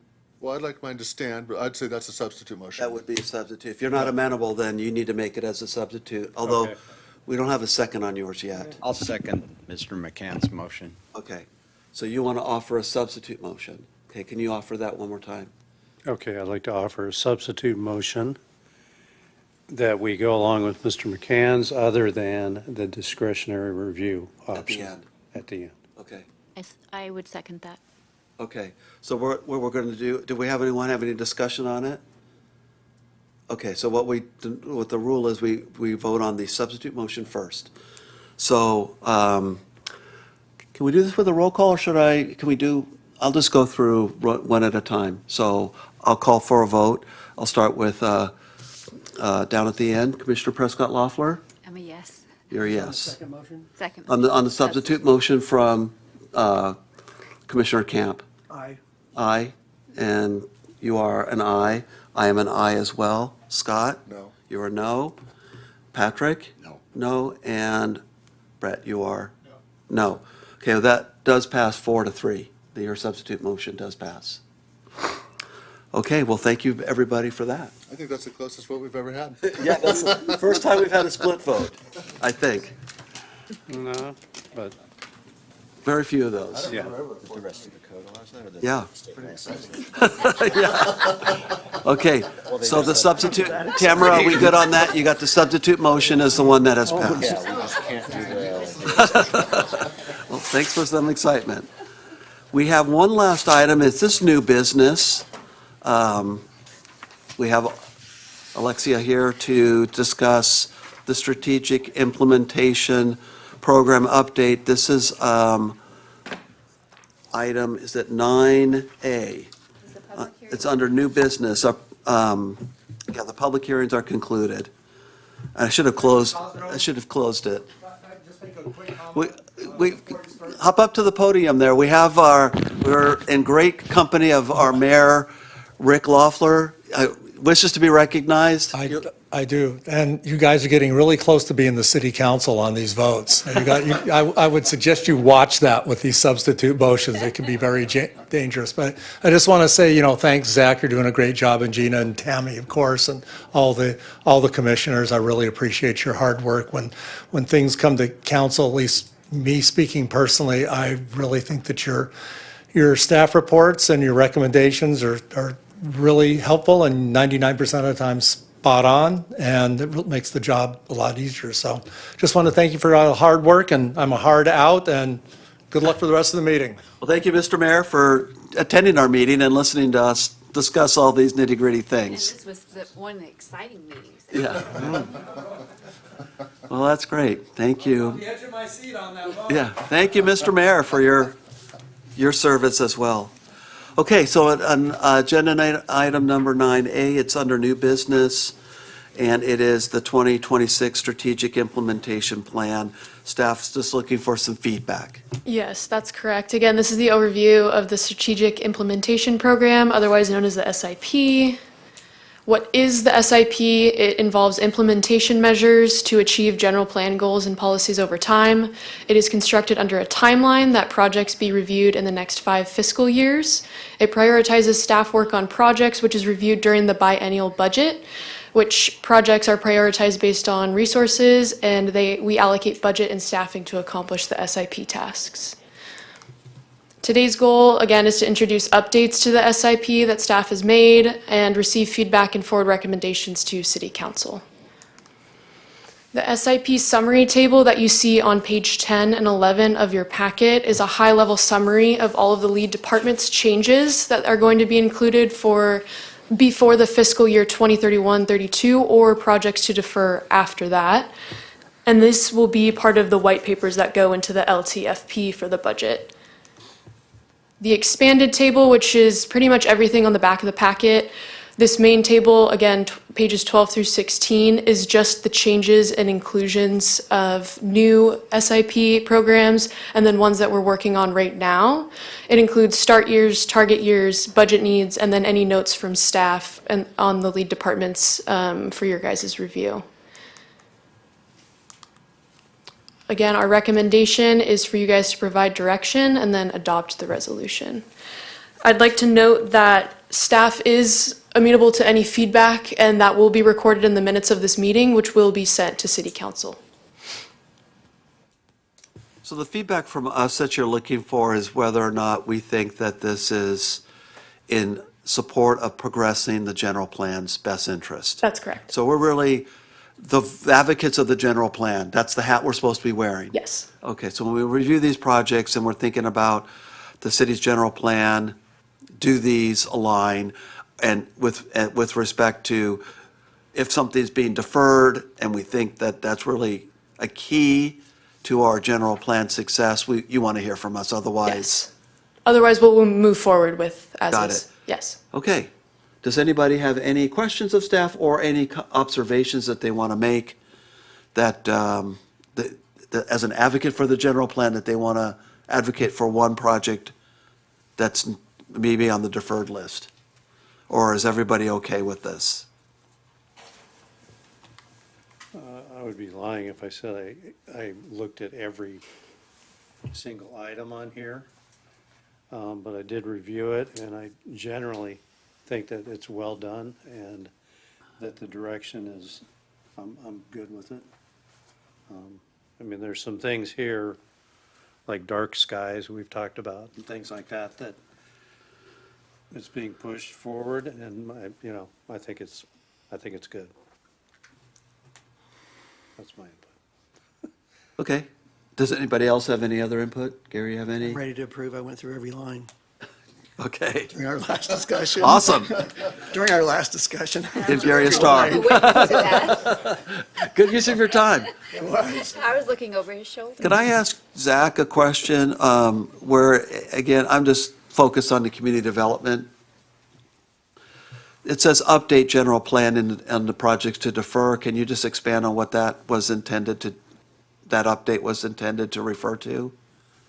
I first will say you're probably the best defense of the general plan that we have in the city, and you probably remember more of the last general plan update than I do because I wasn't here. I think it was updated it's the centennial general plan, so it was 2020 and then updated in 2014 was the last substantial update, and then each year we do some minor updates. This would refer to like a rewrite of the entire general plan and be the 2032 general plan. Right now, what we do is we keep the one we have and we try and update the safety element, and we update the housing element, and we update different What parts does of the the general state plan. law require us to, how often does it require us to do a full update to our general plan? Last one was 2016, I think, the centennial general plan. That would start, and that update started, I think, in 2014 and finished in 2016.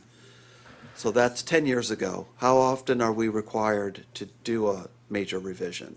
I think the answer is there's no requirement for a full replacement. There is a requirement that you update certain elements of the general plan, like the safety element and the housing element every so often. The housing element's every 8 years, the safety element's every 5 to 10 years, unless there's a major change like the fire hazard severity maps that got added to the safety element this year in the middle of a cycle. So we can do general plan amendments as needed when things come up. I don't think there's a state law that says you have to replace the whole thing every 10 years. Okay. Okay. It's not in our area, but on the beaches and parks and recreation, one of the projects that's on the deferred list is the support for the 2028 Olympics in San Clemente. That's on the deferred list. So that wouldn't get done. I guess that's, according to that's Samantha's okay with that, I guess. My reading of that is that someone in BPR like Samantha had an idea that they could assist with Olympics planning. That's likely to be a bigger city function that's probably going to be under the direction of the city manager. City okay. council can just direct staff to do whatever they want us to do at that time. We probably don't Okay. need to plan for it through a formal BPR process. Okay, so we're looking at, for the Community Development Department, and what's interesting is we're in 2026, and this is completed before the fiscal year 2031. So this is like a 5-year Yes, look? that's correct. Okay, so what we're basically giving you guys our nod is for the next 5 years, the Community Development Department's projects for the strategic ones are support Miramar Theater rehab, prepare and certify the local coastal program. I think we all agree that is very important, right? We all agree that's important. Evaluate inclusionary housing program. What is that? Inclusionary housing program, what does that mean? So RSLE is working on that as part of our housing element. Implementation right now, we committed to it through the housing element. Inclusionary housing is the percentage of a development that a developer or property owner has to set aside at an affordable level. Right now, there's a conflict between our general plan, housing element, and our zoning code. most developments don't have to decide at any affordable housing if they don't want to. Developments over a certain number of units are required right now to either set aside 4% or 15% of the total units at a lower income level or pay an in lieu fee. And it's really complicated for staff and applicants to even figure out whether it's 4 or 15 or what the fee is. So that work is to, we have a consultant that was paid for by a grant that we got that's going to try and create a more streamlined process for the small subset of projects that have to provide affordable housing or pay an in lieu fee. It'll be more 'Cause clear. One of the things that I've observed about the city of San Clemente that I think is a gap is the framework for in lieu fees in general just does not seem to exist, which most cities really leverage that to fund a number of capital projects in their city, and yet we don't even have that. So we, for example, when we do parking waivers, we don't have in lieu fees. When we could have those in place to fund a parking lot somewhere that we're leasing, but we don't have the fee structure. So to me, I don't know how we could get that. I hear that might be an element of this for if this inclusionary housing program could, and you're nodding that it would include an in lieu fee component, but what about an in lieu? So would it be appropriate to do the in lieu fee in context of all the different programs then? So when we look at complete a parking management plan for the coastal zone, would the scope of that include an in lieu fee framework? Yeah, so the recommendations that we've brought before the Planning Commission a couple times had different concepts for a parking in lieu fee that would replace the waiver program. So if someone was unable to provide parking on site, they could either pay an in lieu fee annually or they could pay a one-time fee much higher. Right. And that would go into a fund that might help with other public parking. Well, those transit. typically are justified or have a nexus to align with, hey, we're going to use that to pay for the shuttle that is going to basically offset the need for the spot, or it's going to be for like collection of fees to build a structure. So I guess what I deviated a little bit from the agenda and asking more in the weeds is just as a blanket statement, can we infer that going forward, Zach, that on any of these where there are in lieu fees, opportunities, that we would try and get those thought through and put a framework together to have an actual in lieu fee program where appropriate for any of these programs? Whether it's affordable housing, parking, it could be other things. I agree on a personal level, that's a fundamental of municipal government and good management is to have reasonable fees and then to use them to provide for the public good in the near future. So we are trying to do that work through the inclusionary housing program and we will be bringing a recommendation on the parking in lieu fee. Okay, you will be doing that. Okay. Again, like I said, any of these comments will be included in the minutes that go to city council, so they will have an opportunity to see this. So if you want that to be a part of. I definitely do think but that's really a scope of work when you guys get to working on it, that you do a proper in lieu fee structure. We're just missing that, and we're missing many opportunities because of it. I'm just going through this so the parking management, we all think that's important, right? Because where's the status of that, by the way? We had a draft review, was it December? And then we made a bunch of comments on that. What's the status of that coming back and going to go to the council? The council, I can't say. The planning commission should be coming back in late April. We're probably 3 hearings away. Okay. Sorry, it may be on the TFA. Tamara's raising her hand. April Okay, great. 22nd. We just got comments from Coastal last week. We've still got the consultant retained that's trying to put last edits into their updated plan. Okay. We have update the historic resource survey. Can you just give us a sentence on what that is? I believe that one is intended for our DPR forms and just the general resources that we utilize today, which is going out for Mills Act inspections and ensuring that they're cooperating with their 10-year programs. Okay. There is a second one on the list. I think there's 2 things that say historic. I'm not reading it right now, but I read this list before. The second option, we would need grant funding, actually maybe both options. We'd need grant funding to pay for either our own survey of historic resources or a district, designating a district. Is that still referenced in one of these cells? I believe so. Everything that's been changed is in the changed Excel sheets. I know it's probably buried in that packet, but you can see everything that we've moved and adjusted as of today. Got it. I was looking at the summary. Okay. Think we all would, and just like the dark sky, yes? Dark sky, I'm not a fan. not a fan of that? Okay, well, you can just express that when it comes before us. Yes, there are two historic items on here. One is for looking at the listings, and the other one is the survey. And then, well, actually, there's three of them on here. Okay. Or four. There's quite a few, actually. Update general plan.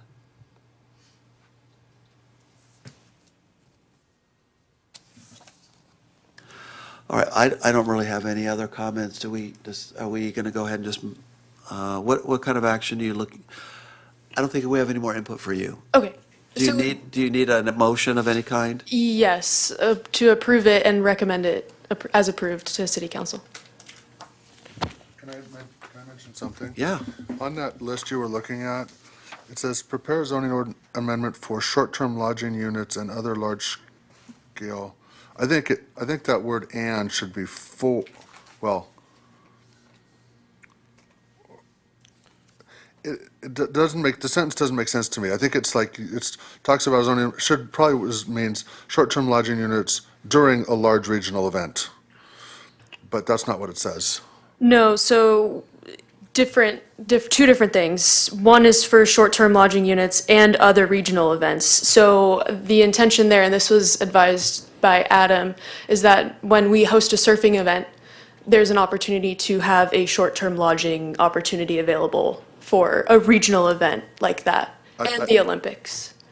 I understand. So, and I think you should take out the word "and other" and replace it with "during." Short-term lodging During these events, during large regional events. or for large regional events? I think we're updating the short-term lodging unit through a zoning amendment eventually. I think was Adam's comment, Zach, I don't know. So this item is pretty close to what Commissioner McCann described, that it's during large-scale events. The Olympics was the first thought. This came from the council when we had a session with the council where they gave ideas that staff should brainstorm during the Olympics. And then there was a second council meeting where they brainstormed ways to incentivize hotels and economic development and TOT tax. And so we kind of combined those two ideas to say during the Olympics or during a large-scale event, we may relax the rules on short-term rentals. That's a little different from Lexi's point. Separately, we are looking at other changes to short-term rental program that would apply all the time. Okay, I was just pointing out that the way this was written, it didn't make sense to me. I think you're right. I think it should say what you said. It should say during. That's all. I'm just wanting to make sure, because if I look at the spreadsheet view, I have to flip up to the summary to see if you're deferring it, right? That doesn't say defer, does it? Or does it?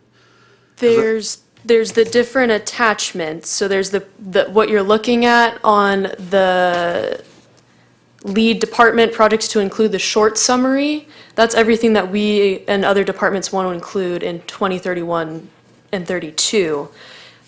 Attachment number 2 includes proposed changes to the SIP. 3 is completed projects, and then 4 is ongoing, which would include any the changes would include any of the deferred projects, and if those statuses have been updated.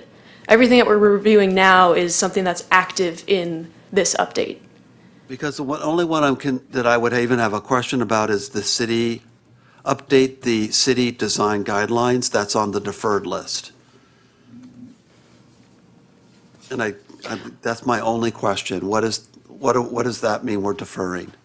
I believe the intention there was either budget needs or staff time in order to be able to do that, and we felt that it wasn't applicable to our next target year to include that, so we would defer to the next one. So this, right here, I'm reading in the spreadsheet view, update the city design guidelines to address various policies such as architecture, historic preservation, gateways, focus areas, signage, wayfaring. Is that the one that we're deferring? I don't have it in front of me, but I believe so, yes. I do. I'm looking at the same page as you. These are the ones where staff's recommending some changes. Some of these items got more urgent and some of them got bumped down the list. That one, update the design guidelines, got bumped all the way to 2034. It requires funding, which we don't have. And we just fairly recently did the objective design standards, which touched on that issue, although it didn't Okay. update. The general design guidelines are much older than the ODS and could be updated. And then there's like the Ole Hansen specific, the Henry Lenny design guidelines are another iteration. So this project would kind of revamp all of the city's design guidelines into 1 or 2 documents instead of 3 or 4. That's a huge effort, and I think if you guys aren't ready to do that right, we should definitely defer it. However, you have another one that says prepare a zoning amendment for a gateway overlay that incentivizes development of hotels and other economic development in gateways. That's different than the design guidelines of gateways?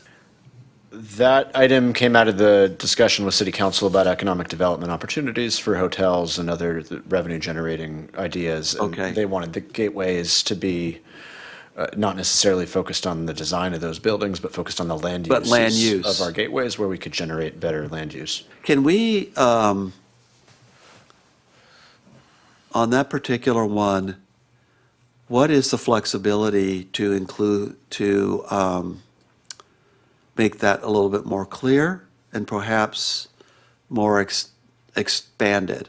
So for example, can we define what a gateway, recommend what a gateway definition is? And can we say, for example, we think that regarding economic development incentives should be included not just in those gateway areas, but also on the north end of on El Camino Real, where we have a number of abandoned lots, and we just have a lack of economic activity on that corridor. How do we, if my colleagues were, of common mind on that, how would we get that input to the council that they should include that as well? I think you could give input today that's fairly specific in terms of the writing that you want us to write in here to define this task, which the city staff will be carrying out over the next 1 or 2 years. Or you could ask the council through separate action, or ask, staff's good graces to come back to you and give you updates on that project so that you can advise staff on what we should be doing. My feeling on this one, if I had consensus from my colleagues, would just be right on this one where the council's already identified that they want to look at economic development opportunities in gateway locations, which are, I don't know how you define it, Zach, but in my mind, it's both the entrances, the north and south entrances of the city, and then major intersections at prominent locations such as Pico and El Camino Real, for example, would be a gateway location potentially. Maybe there are others. I think somewhere buried in our code, it talks about the gateways as being the freeway off-ramps. As, I'm probably, north and south end, whatever, Yes. also. But I think freeway off-ramps are considered gateways. And somewhere in the code it says that, I don't know where. Or one of the plans, like the general plan, or. If my colleagues agree, I think we should just ask the staff to put a footnote on here that the Planning Commission recommends on that one to expand looking at economic development opportunities on El Camino Real. I agree, and I think it should just be open-ended on El Camino Real. Yeah, It doesn't have to be a freeway off-ramp. yeah. Like, I'm thinking of the north end between Pico and Paul Azad, that whole section got a lot of opportunity for development. That, Well, I think you could say between Pico and Calafia. If you okay, well, there we go. Do my colleagues agree? Is this resonating with everybody? Is that something that we all I would agree. like to see suggested? Is that something we could just have you put a footnote that the Planning Commission would like to see this expanded to include El Camino Real? Yes. Yeah, Not just gateways, but just El Camino Real. Would it be the will of this commission that we still call it the gateway overlay, but we expand the definition of what gateway means? Because the council's already directed staff to. I would not pursue something expand what a called gateway. gateway definition is. I would just say we think El Camino Real should be in scope for economic development conversation, to do it in a way that reflects comprehensive planning and future planning. But you want us to carry out that comprehensive planning at the same time that we go through the analysis of the. Yeah, We were previously calling the maybe gateway. expand the scope of this. Yeah. Or however you want to do it. Maybe you would recommend a different program. Well, you're specifically identifying El Camino Real. So if that's the focus, I think that's what we're looking for. As opposed to other streets, even that may run parallel. I mean, I don't know what It's you, really the connector of our city from one end to the other. I mean, let me ask as a question of my colleagues. Do you feel economic development would be more appropriately focused on El Camino Real or at or at these gateway locations that could be off-ramps or major intersections? I think El Camino Real, because at Palizada, for instance, when you exit the freeway, I wouldn't consider that a gateway, Right. right? But when you get to El Camino Real, it is a gateway. So that really helps to define it, I think. Right, because it is a narrow, Yeah, I mean, if you get off at El Camino Real, you're already on it. yeah, you're already on it. Well, it sounds like there is a consensus here, Zach, to just include El Camino Real as a focus area, however the council wants to do it. If they accept it, reject it, include it, make it separate. But I think we're recommending that somehow be addressed as part for economic development, whether it's in this or something else. Staff will communicate that through amendment to this table, and we'll also add to the staff report a summary of the discussion. And then you could here just be tonight. prepared to say whether you want to include it or you want to make it a separate project, whatever you recommend, Understood. right? Yeah. Okay, because I think we would be very happy to be part of all that as well in terms of how that could be facilitated. Because from example of my thinking on economic development, there's two paths of doing that. One is you leave the zoning the way it is and you empower staff to go advocate for development in the existing zones. That's not where the zoning is underdeveloped or there's no zoning, it's just a vacant. It's just nothing's happening. Example might be, we've already entitled the outlet mall to do large commercial development on those ocean-facing lots. They're not doing anything. Maybe that's part of this. That's one way. The other way to do it is through future visionary planning where we look comprehensively at what the existing zoning is and we say, you know what, this zoning is not attracting the kind of economic development that we want. And so we need to change, to incentivize the economic development that we want, we need to change the underlying zone. And that will drive the economics to bring the development that we're looking for. Does that make sense? Yeah, and You could add to that. And that's a planning function when you do that. You could add to that and looking at implementing other mechanisms that might drive economic development on El Camino Real specifically. Because if we rezone some of that in a way that would make that land value of sitting idle too costly to be idle because they're getting offers left and right to develop it, that's what would change the nature of it, for example. So, We already have a North El Camino Real mixed-use zone, MU2. So why don't you say you just want the whole El Camino to be, because we're kind of, we've talked about gateways before because we improved that senior center at Calafia. That was because of it's a gateway.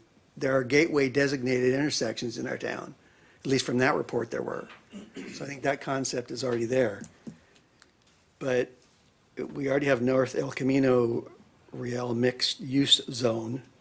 So you could have that, these are the economic development and zoning zones in San Clemente.